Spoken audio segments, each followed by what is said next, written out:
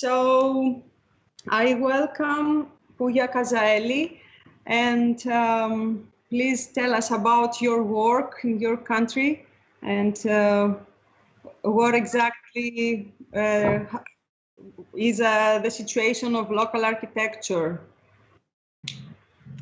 Hello, everybody. It's my pleasure to be in your program, of course. And actually, I want to mention that in my country, I mean, in Iran, there is no any general interest in actually local architecture at the moment, because mostly people, unfortunately, think that this is something related to past, and they want to become a modernized country. So maybe that's normal. I think it's the same situation in many developing countries like Iran. But at the same time, we are a small group that we try to show the positive side of local architecture and the role of local architecture in the future, because Iran, as you know, already know, as many other countries, it's not only Iran, has got a very, how can I say, a very deep kind of traditional architecture, or a lot of knowledge beside the local architecture during thousands of years, maybe like Greece, of course. Yes. So we cannot forget this knowledge easily. We are trying to revive this knowledge to be able to use it for the situation we have in the world today. Okay. So in the next minutes, you will have the opportunity to show us your work. But now I'd like to ask Zeta and Apostolos about their idea of the use of local materials in Crete, and how they connect local with global, as an introduction. Yes, okay. Well, local material in Crete used to be mostly stone, lime, and wood. And of course, all this hundreds of years ago, and also thousands of years ago, earth has been used mostly as a connection material. Stone, because it is everywhere in this island, has been used as a basic construction material, and wood as a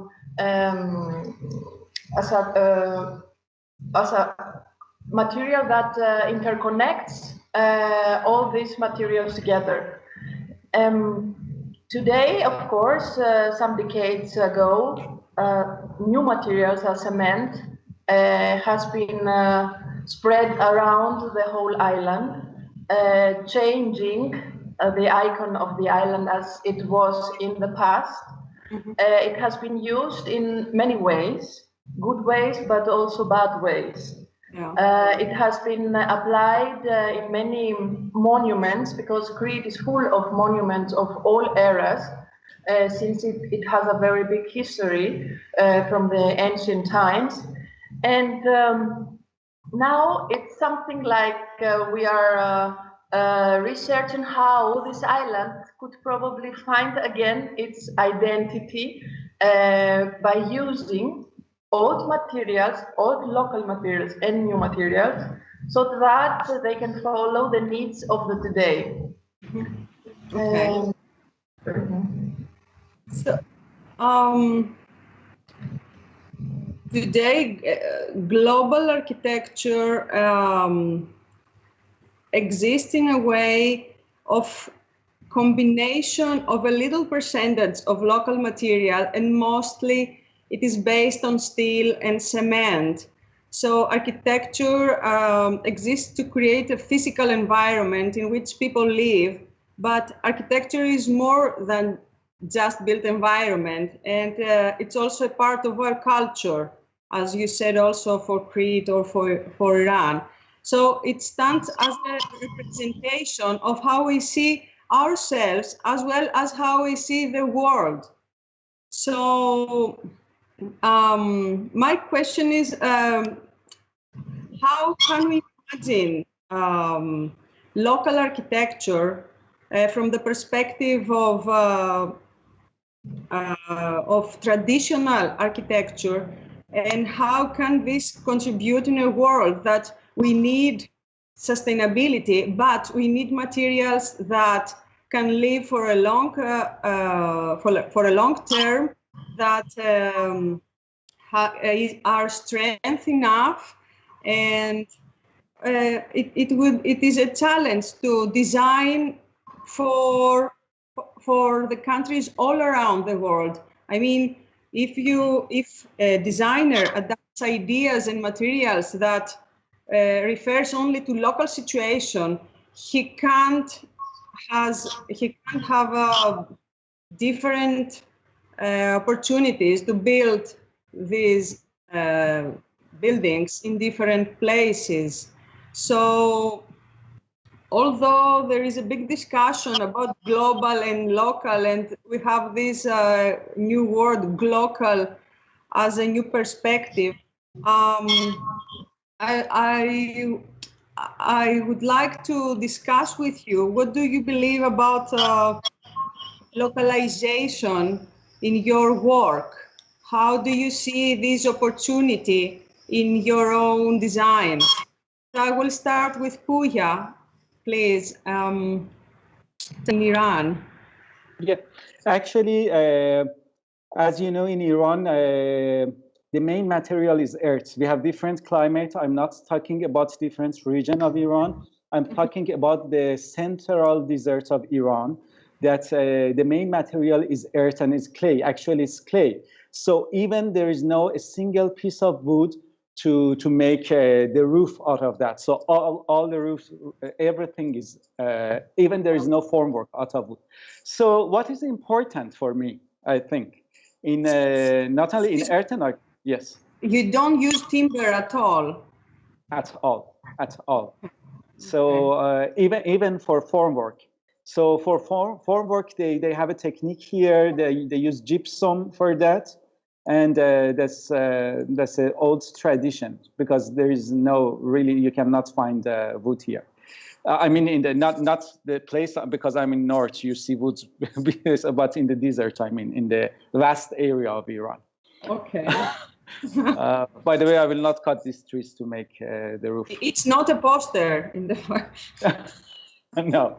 So okay. I think the most important thing is that how people can survive and can make their own buildings, what they need, out of nothing, just out of earth. So on the other hand, I think this finally brings happiness. While you are independent, you are not waiting to get material from outside, and you have the ability to work with what you have in your hands. That's the main focus of traditional architecture, I think, here. And I'm working on the same idea, actually. So that's the base of everything that we do here. Okay.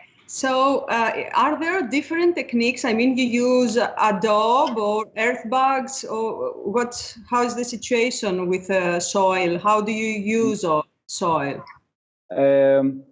Actually, normal, because it's mostly muddy here, so you have all the techniques except rammed earth. So you have adobe, you have cob, you have just carved or excavated buildings, and you have all the other techniques. Sandbags is invented by Nader Khalili, who is Iranian architect, also because this technique is based over the same idea. How can I make something for Nader Khalili on the moon, because he won the prize for making buildings on the moon? Yeah. Out of what I have underneath my feet. So I can show you later some pictures, because I don't want to take a lot of time, but later I will show you some examples of this architecture. So, but what about legislation, and how, is there a standardization for this material in your country? Unfortunately, no, it doesn't exist. And what we have here is just for, as many other countries, it's just for steel and concrete. Okay. So we should work over that. That's all. We have a long way. Okay. So in all around the country, you can find clay that is proper for as a construction material. Yes. Okay. Just in south is a little sandy. In north, where I am at the moment, it's also sandy, and you have wood, but there is no clay here also. Okay. And what about earthquakes? You have earthquakes in Iran, I think. Yes. A lot. Actually, there are. Before there were many big earthquake-hit earthen cities, and that's why many people just afraid of earthen buildings, because they say earthen buildings are not strong against earthquake. We had like 20 years, 25 years ago, we had BAM earthquake 40 years ago, we had Tabas earthquake, it was very strong 50 years ago, we had Ferdos earthquake, and I have some examples to show you. And in all of these, also in BAM, in BAM, the biggest monument of earthen architecture destroyed. So people have the same question, actually, like you. Can they resist or not? But when I travel to these areas and study the buildings, I noticed that there are a lot of earthen buildings out of mud that they didn't destroy, and people just left these buildings. So it is possible to have earthen buildings that they can resist against very strong earthquake. And in BAM, I can tell you that 35% of people who died, they were in earthen buildings, but 65% they were in steel and concrete buildings. So you can also say, okay, we can get to a point to say that earthen architecture can be also safe if we know exactly the knowledge. Okay, we will be back after Zeta and Apostolos will tell us about their experience with other architecture in Crete. As you said, in Crete, you used a lot of stone and timber as a support, as a structural system. How did you decide to adapt earth, soil? We can tell that we have an opposite problem than in Iran. Here in Crete, we have a lot of techniques, and we use a lot of materials, traditional materials, but recently, last decades, we use a lot of modern materials that we don't know where we can go with these materials. Anyway, we study our history. We study in our archaeological site, and we can tell today that in Crete was in using in the architecture wood, for example, a lot, as earth a lot, as stones a lot. So now we are trying to review these materials and the techniques that we can use for the application of these materials in the new century. So this is not easy.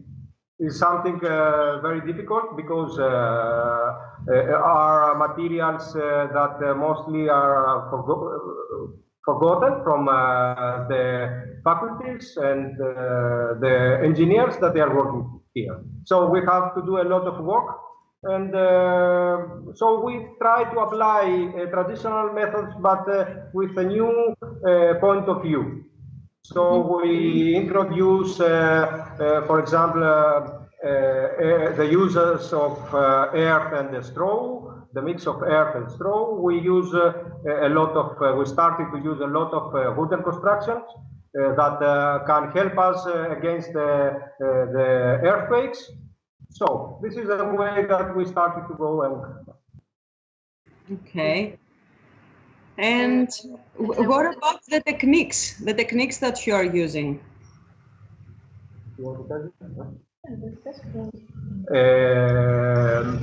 The main technique that we use in our studio is the light clay technique. It's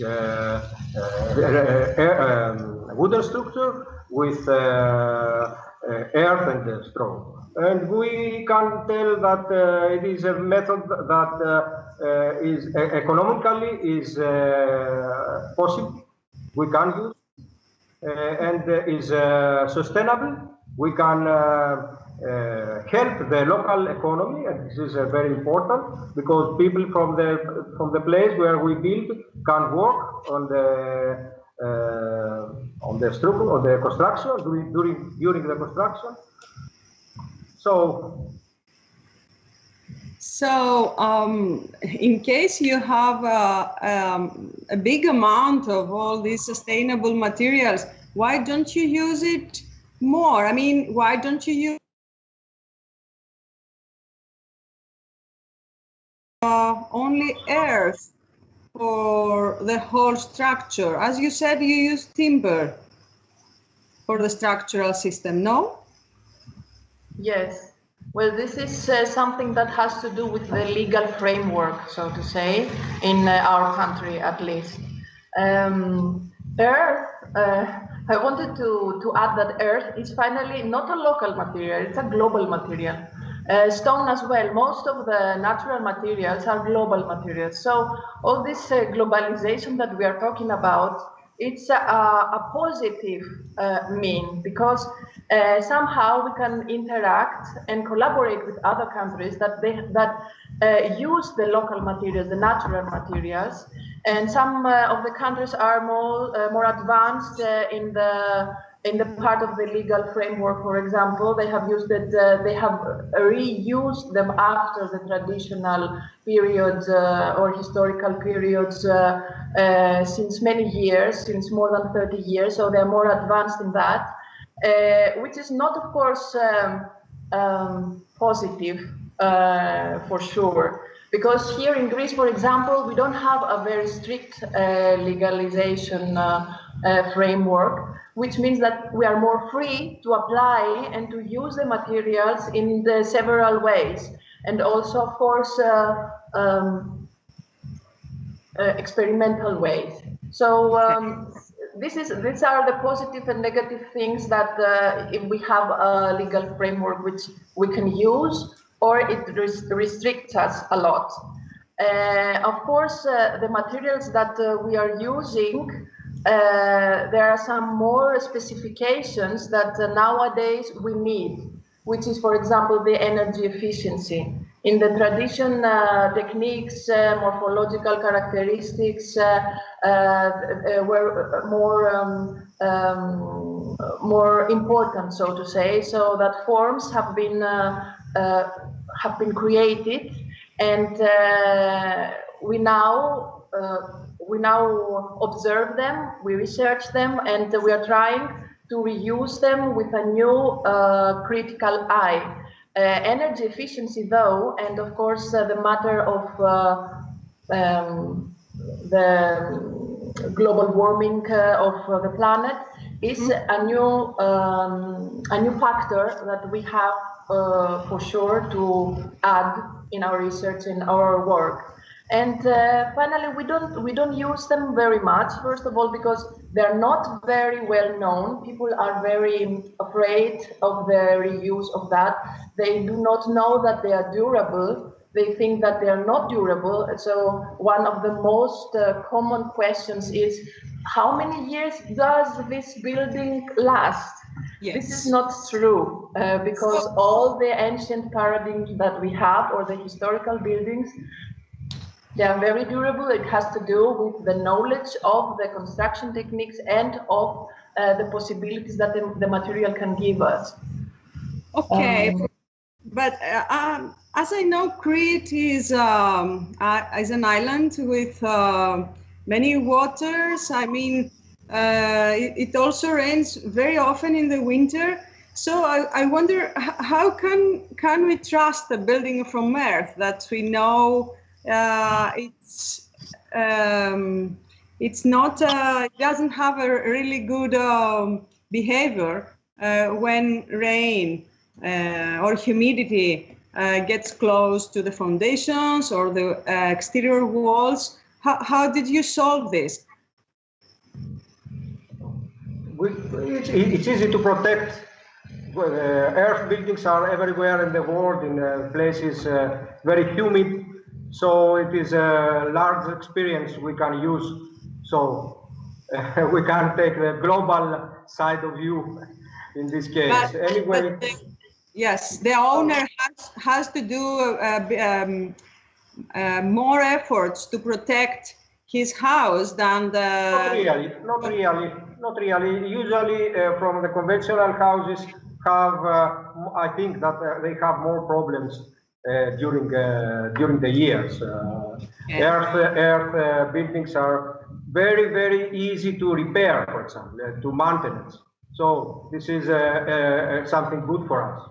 In the tradition of Greece, we have lime that we have used for thousands of years.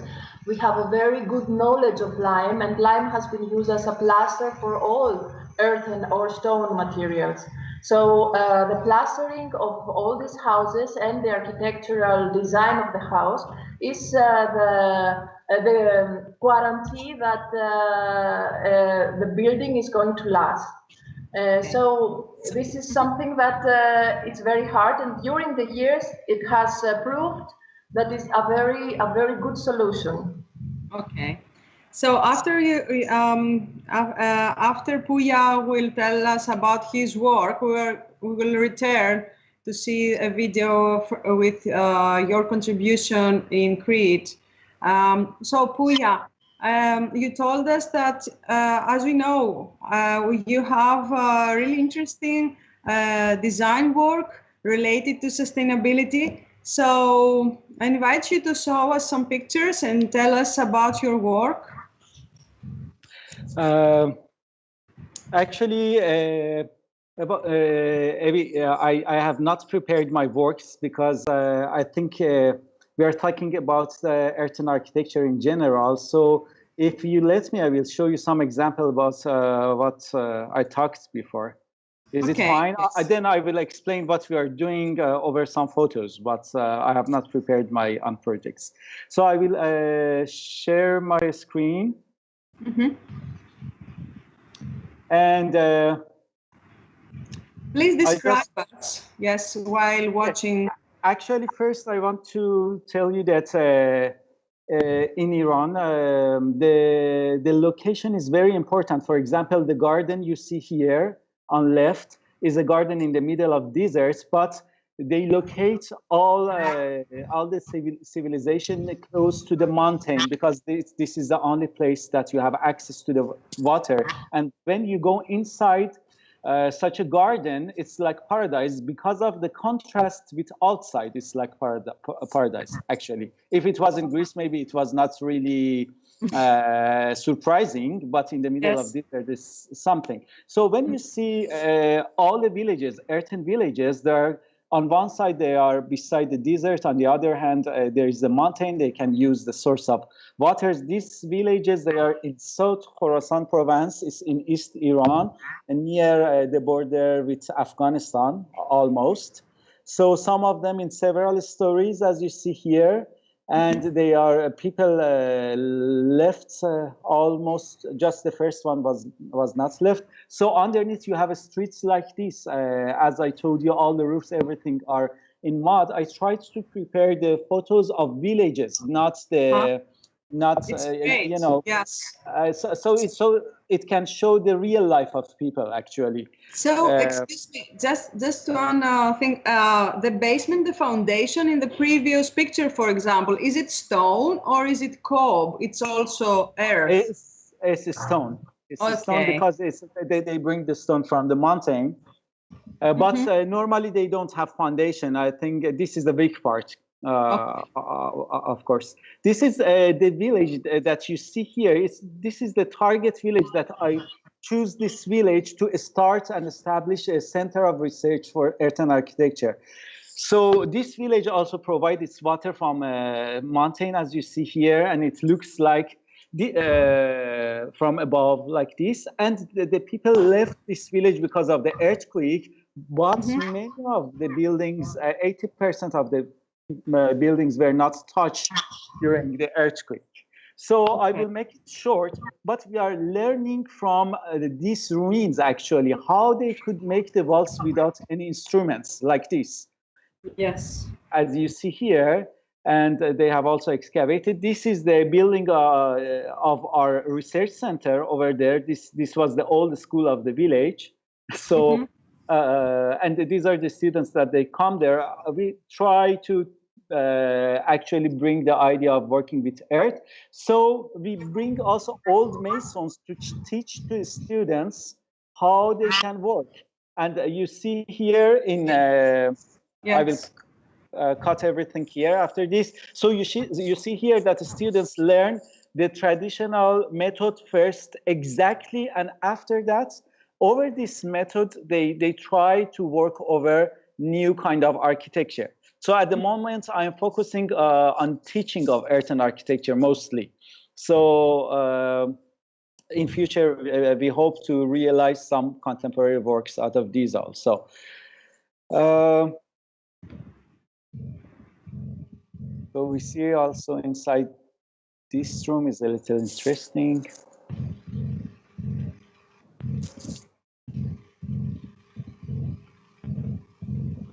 So as I told before, they don't use any formwork or they are free spanning all of this.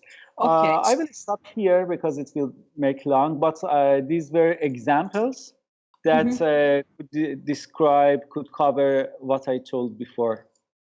So for the exterior, you use some special kind of plasters to protect? In tradition, they use this mud mixing with straw normally. But we are working over that just because they need to repair it each year, actually. But people nowadays, it's hard for them to repair their building even in 2 or 3 years.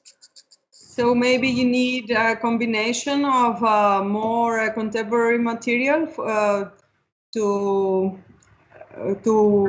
work together with theirs, just in order to have strengthened buildings and more floors, maybe? Or actually, what I'm looking for is not to mix material from outside.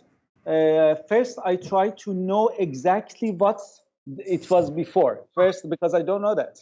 Secondly, I try to improve it by the same material. If there were anything that could not be covered with the same material, then probably we can use materials from outside or imported material or modern material. But you know, there's a long way to go to that step. Yes. Okay. So, thank you, Pouya. So, Apostolos and Zeta, would you like to show us a small video of the entire space? I mean, I think you work in a specific area that you have a collaboration with other teams related Yes, to.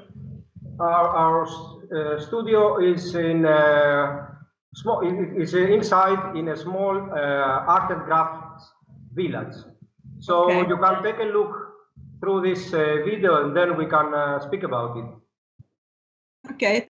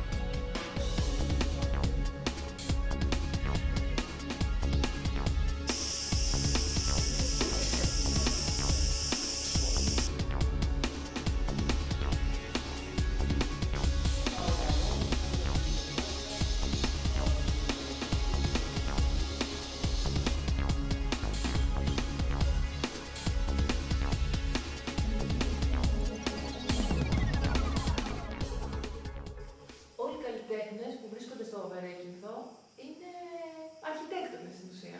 Σκέφτονται κάτι, πολλές φορές το σχεδιάζουν, το βρίσκουν τα υλικά τους, ψάχνουν να βρουν πώς θα γίνει η καλύτερη σύνθεση των υλικών, το κατασκευάζουν και έχουν ένα τελειωμένο δημιούργημα. Άλλης κλίμακας, αλλά εντάξει, οκ. Γι' αυτό και τα εργαστήριά τους και τα κτηριάκια τους έχουν όλα έχουν μια ιδιαίτερη προσωπικότητα και μια ιδιαίτερη αρχιτεκτονική. Έχουν δουλέψει δηλαδή και αρχιτεκτονικά για τα ίδια τους τα εργαστήρια. Και φυσικά και αυτό που παράγουν μετά έχει μια αξία ιδιαίτερη. Αυτές τις μικρές λεπτομέρειες και τις αξίες και τις τεχνικές ήρθαμε εμείς εδώ για να τις ανακαλύψουμε και να τις εντάξουμε στη δουλειά μας. Δουλεύουμε πολύ με τα φυσικά υλικά. Δουλεύουμε με το ξύλο, δουλεύουμε με το χώμα, δουλεύουμε με το μέταλλο, δουλεύουμε πάρα πολύ με αυτό. Μαθαίνουμε πολλά πράγματα και από αυτούς, δηλαδή για τις διάφορες ποιότητες του χώματος, για ειδικούς τρόπους κατασκευής. Έχουμε τη δυνατότητα να συνεργαστούμε μαζί τους. Είναι πάρα πολύ υπομονετικοί, τους αρέσει η λεπτομέρεια, κάτι το οποίο και η δουλειά μας έχει πολύ μεγάλη απέτηση από εμάς γι' αυτό. Η κατασκευαστική λεπτομέρεια είναι πάρα πολύ σημαντική, το υλικό, η μελέτη του υλικού είναι πολύ σημαντική, η οικολογική δόμηση έχει πολύ ενδιαφέρον ως προς τα υλικά, δηλαδή το πώς μπορείς να απογειώσεις το υλικό, να το αξιοποιήσεις στο μέγιστο, έτσι ώστε να φτιάξεις ένα αποτέλεσμα το οποίο να είναι και οικολογικό και ενδεχόμενα και οικονομικό.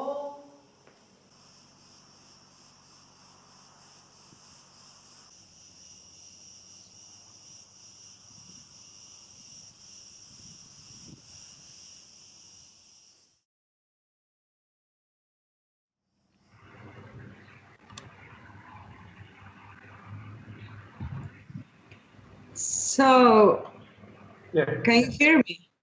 Yes, yes, okay. I hope that... We saw many nice pictures from the area you work, also some interesting photos of your works. Yes, yes. Just to take an idea what is happening here in west part of Crete. Anyway, we are here, we are working here, and we are looking for our DNA, architectural DNA, starting for the mythology. It is a place where we are working, the name is Veretimpos, where it is an important mythologist place where the sons of Zeus that they protect art and crafts lived here and adored by the people of the place.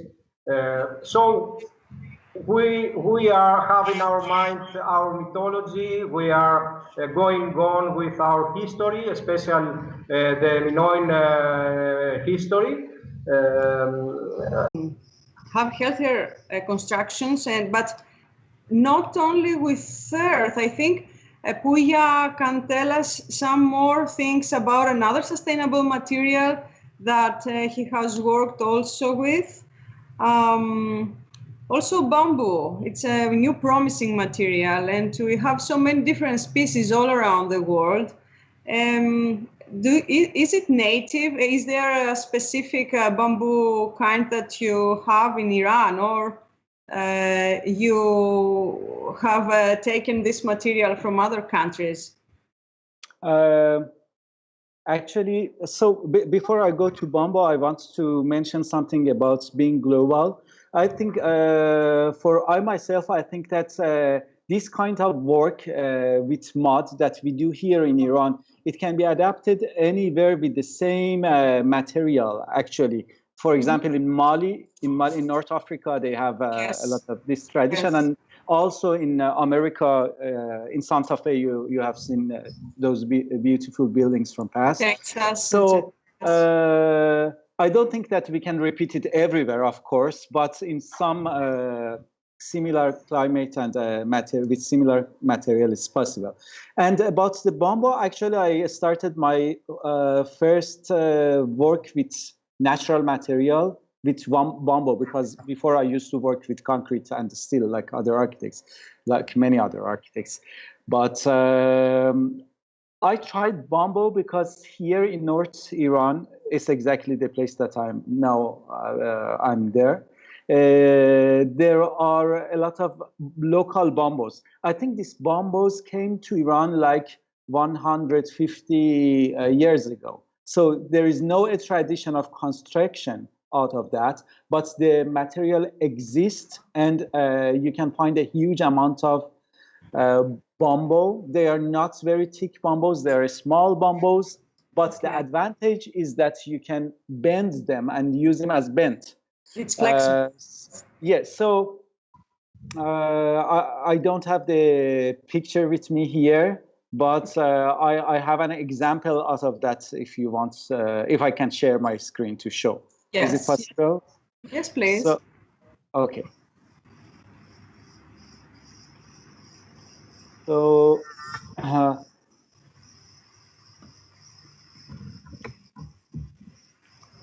okay. Here, I think, here are the students again, because the students, they are preparing with this kind of material, they are preparing some stuff, a kind of shelter after disaster, after earthquake, because there was a very strong earthquake hit West Iran. Also in West Iran, you can find this type of bamboo. And so when I say that you can bend this material, you can create shapes like this out of that. Also, you know that I think you have seen the first work I've realized, but I did, with bamboo, I didn't have, unfortunately, the photos here. We can find out in the web. Is there a special title for this construction? Bamboo structure. So I can, yeah, because it's easy to find this, by the way. Okay, thank you. So I have one last question. What can be the next step? What do you believe that how can all these different construction techniques all around the world, different little differences with the same material, how can all these techniques can be established and produce sustainable architecture, but according to the contemporary needs. So please, Zeta and Apostolos. I think that we have some steps to do. The first step is to recognize the traditional technique and material. The second step is the research, and with the research is the experiment. We did it last year, for example, with canes that is similar, not so high quality like bamboo, but it's similar. We have a traditional with the canes, and we did some experiments and workshops here in Crete. And after this is the legislation. Prepare the legislation, and then we can start to build easy, without problems, we think. We hope. I think also that we can start using those materials in smaller scales. They can be used at the beginning in the inside of constructions, in smaller parts of a bigger construction, in smaller places or outside the cities, then slowly inside the cities, because it's not that there is no knowledge or that there is no the application possibility. Any engineer, any architect can use them. It's a matter of his will to search a little bit for them and go in further details of how he can use in the bigger meaning of our profession, because architects are not only have not only studied to use one technique or one material, one way of construction, but several ones. So this is not a difficult thing to do. It's slowly to come inside our lives in smaller scales. Okay. Thank you, Zeta. Yeah, your last words about the next steps. Yeah, actually, before I go to the next steps, I think we were clever. We didn't answer your question about weak part of earthen architecture. None of us. We just said it's very good, you should use earth. Actually, there are a lot of problems, of course, in earthen architecture. But first, we should know exactly what are these problems. Because, for example, when we say the material is weak, the material, earth material, the way I showed you, I mean mud bricks, they work just over compressed, over compression, not tension. So we should design them just in compression. That's easy. The second, the other thing is the water, as you said, and Zeta and Apostolos, they mentioned that they protect the material. They are ways that we should consider. Also, always we say that it's a very good material for inside temperature. But believe me, last summer I was in the village that I showed you the picture, and I stayed in a room because in the desert it was like 55 degree just the temperature, and at night I could not sleep inside the room because this the earth just keep the heat and give it back during the night, because it keep the heat 12 hours. So it was very bad for staying inside. I mentioned it, but people had solution before. The lifestyle was different. People in summer in the desert, they didn't sleep inside their room. They sleep on the rooftop, and the weather is very good there. But now that our style life has been changed, we should adapt just everything to the new style life that we have. So the next steps, if I want to tell you shortly, my next steps, I cannot generate it, is that first, I'm trying to write a book to be able for the students in future to make the traditional methods of Iran, because till the moment, just masons, they teach it to each other just by word. No one knows. The student architects architecture, they don't know about that. The next step is how to calculate them against for compression and also for earthquake. And the last step is how we can have regulations for them to be able to bring it to contemporary architecture. Yes. So I think it takes 20 years for me to complete these steps. Well, I think for standardization is a big issue, and I think it must be some kind of collaboration of different decision makers all around the world in order to have quicker standards for using earth, also for bamboo and many other materials, because well, with the independent, and when we understand better the material, we can put this material in contemporary architecture and modern living. So I hope we're going to have a new discussion soon. Do you want to add something before we close this nice conversation? Okay. Let me check if we have any questions. I want to speak about a common argument that we have with Iran is heritage. Yes. I know that in Iran the air heritage is huge and very important. All the books that I read about air architecture, there is the first pages are dedicated to Iranian architecture. That is very important. We know that from Iran and Mesopotamia, knowledge arrived in East Crete. So we have some examples. So this is a work that we have to do, architects in the both of countries. In Greece is not so studied. This I think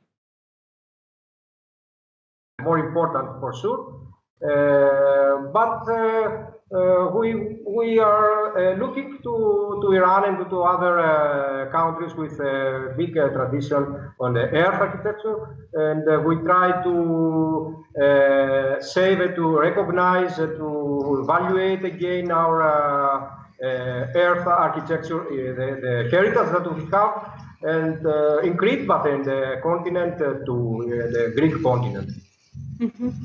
So, I'm afraid I haven't seen any other buildings or other architecture from Iran belonging to UNESCO heritage at the moment. There are a lot, actually. I hope this will be a next step. And as a conclusion for me, starting the discussion, we thought about a global architecture, but now after this nice conversation, I believe we have a global material like earth, or maybe some other like bamboo, that we use it locally. I think there is a mix. We have a local material, but also it's a global material, and we can have sustainable architecture all around the world. And I hope this will be a good start for new collaborations, and have soon more nice news about heritage of Iran. I'd like to thank you for this nice conversation. I think we have to close now. So please join us, and in our next episode, it's digital craft or artigianato digitale. So the moderator will be Sarah Kondarin, and speakers are Rosella Schiani and Corrado Dambora. I hope. And it will be in Italian. So thank you, Apostolos and Zeta. Thank you, Pouya. Thank you too. Thank you, Pouya. Nice to meet you, Pouya. Nice to meet you. Bye. Bye, all. Thank you. Bye. Bye. Bye, Zeta.